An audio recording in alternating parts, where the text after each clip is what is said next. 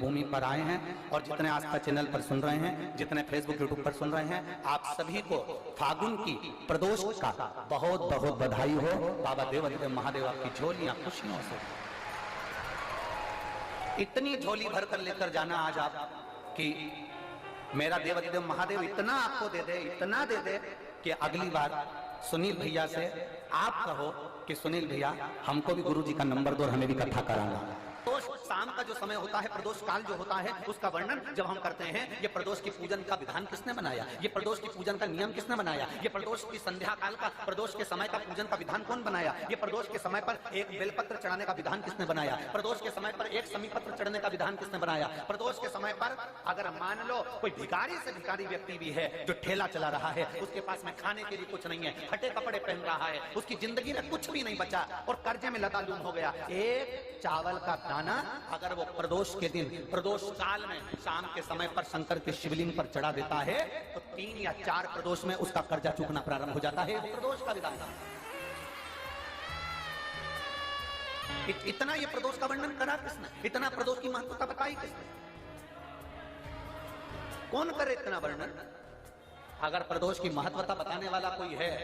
इसीलिए मेरे शंकर भगवान माता सती को लेकर कुंभज ऋषि के यहाँ, अगस्त ऋषि के यहाँ कथा सुनने के लिए गए थे, क्योंकि उनके बराबर कोई शंकर के महत्व को बता नहीं सकता और प्रदोष के महत्व को नहीं बता सकता। सती मैया को प्रदोष का महत्व बताने के लिए शंकर सती जी को लेकर कुंभज बाबा के यहाँ गए थे, अगस्त ऋषि, कि प्रदोष के महत्व को तो जानो सती तुम, जानो सती तुम प्रदोष के महत्व को तो सती जानो, तुम प्रदोष के महत्व को तो सती पहचानो कि प्रदोष का महत्व क्या होता है, प्रदोष काल का महत्व क्या होता है, प्रदोष के समय का महत्व क्या होता है। जिस समय पर सूरज डूब रहा हो, चंद्र प्रकाशित हो रहा हो, दोनों का मेल हो रहा हो, ना तो पूरा सूरज डूबा है, न पूरा चंद्र आया है, ना पूरा अंधेरा है, ना पूरा उजाला है, उस समय को प्रदोष काल कहा गया, उस समय को प्रदोष का समय कहा, प्रदोष काल कहा। अब कई लोग हमसे कहते हैं गुरुजी आप हमको प्रदोष का समय बताया करो कि प्रदोष काल किसको कहते हैं, प्रदोष का समय किसको कहते हैं। अब एक बात हम आप सबसे कहना चाहते हैं, जितने लोग आस्था चैनल पर सुन रहे हैं, जितने फेसबुक यूट्यूब पर सुन रहे हैं और जितने रेवाड़ी की इस पवित्र धरा पर कथा को सुन रहे हैं, आप सबसे एक बात कहना चाहते हैं,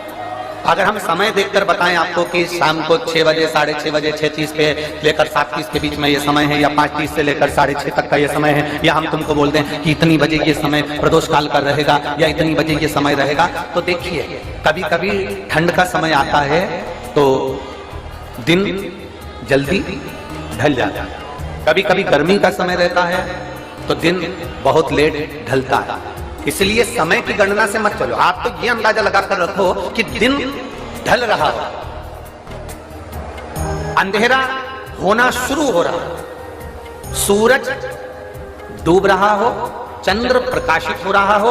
अंधेरा अपना काम कर रहा है, सूरज ढलता जा रहा है, दिन कम होते चले जा रहा है और अंधेरा थोड़ा बढ़ते चले जा रहा है। इन दोनों का जो मिलन का समय हो, अब वो कितनी भी बजे, आपको बस उसके मिलन का समय निकाल लो, वही समय प्रदोष काल कहलाता है, वही समय प्रदोष काल। की प्रदोष पड़ती है तो शंकर भगवान कैलाश पर निवास करते हैं, मंगलवार की प्रदोष पड़ती है तो शिव काशी में निवास करते हैं, बुधवार की प्रदोष पड़ती है तो शिव रजत भवन में निवास करते हैं, गुरुवार की प्रदोष पड़ती है तो शिव गंगा के स्थल पर निवास करते हैं, शुक्रवार की अगर प्रदोष पड़ती है तो शिव नीलकंठ पर विराजमान होते हैं, शनिवार की अगर प्रदोष पड़ती है तो शिव शमी के वृक्ष के नीचे रहते हैं, और रविवार की जब प्रदोष पड़ती है तो शिव बेलपत्र के पेड़ के नीचे निवास करते हैं। महाराज ये एकादशी शंकर से कह रही है कि आपका स्थान ये नहीं कि आप कैलाश पर मिले, उस बार को, उस तिथि के दिन, उस अनुकूल। हमारे यहाँ कहते हैं सोमवार की जो प्रदोष पड़ती है वो इच्छा पूर्ति करती है, मंगलवार की प्रदोष रोग से मुक्ति देती है, बुधवार की प्रदोष कामना की पूर्ति करती है, गुरुवार की प्रदोष शत्रुओं का नाश करती है, शुक्रवार की प्रदोष सुख और शांति देती है, शनिवार की प्रदोष संतान का सुख देती है, और रविवार की प्रदोष जो काम दुनिया में कोई नहीं कर सकता वो अचूक फल की प्राप्ति रविवार की प्रदोष करा देती है। महाराज ऐसी प्रदोषों का नियम वर्णन किया चाहिए। भगवान कहते ठीक है तू थोड़ी देर खड़ी रहो। एकादशी सम्मुख खड़ी हुई। पार्वती जी ने जिस अंगुष्ठ का जल पीने के लिए लिया था हाथ में, बस पीने ही वाली थी, शंकर भगवान ने वही हाथ में जल लेकर एकादशी के हाथ में उसको देकर कहा, ले, ये मेरे द्वारा निर्मित एक व्रत है जिसे त्रयोदशी के दिन तूने मांगा है, मैं तुझे देता हूँ। आज इस व्रत का फल मैं तुझे प्रदान करता हूँ। अब तू जिस जीवात्मा को लेकर जाएगी उसका पाप प्रबल नहीं होगा। किसी स्त्री, पुरुष, बालक, बुजुर्ग जो भी होगा जिसने प्रदोष का व्रत करा होगा, वो जीवात्मा को तू किसी फल की कामना से नहीं, स्वतः ही लेकर चली जाएगी। उसमें कोई कामना नहीं है। बन सके जीवन में 11 प्रदोष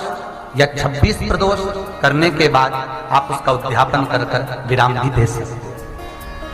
पर जीवन में एक बार प्रदोष का व्रत मौका मिले, जिस कामना से, जिस दिन का भाव आपके मन में आए कि मुझे रोग से मुक्ति पाना है तो ये प्रदोष मुझे करना है, भाई रोग मुक्ति के लिए, हम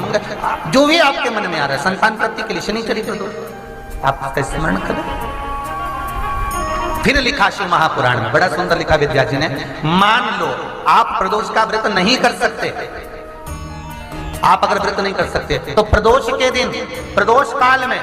शाम का समय, सूर्य अस्त का कुछ पल, कुछ घड़ी के पहले से लेकर बाद तक का प्रदोष काल के अंतर्गत आप शंकर जी के मंदिर में जाकर 1 लोटा पानी, 5 बेलपत्र भी अगर समर्पित करते हैं तो संपूर्ण प्रदोष का फल आपके भाग्य में प्रबल हो जाता है। ये दुनिया के लोग कहते हैं कि होली का पर्व भगवान कृष्ण और राधा जी से चालू हुआ। ये दुनिया के लोग कहते हैं होली का पर्व राम जी और सीता जी से प्रारंभ हुआ। जिसने कभी स्कंद पुराण नहीं पढ़ी ना, वो कह सकता है कि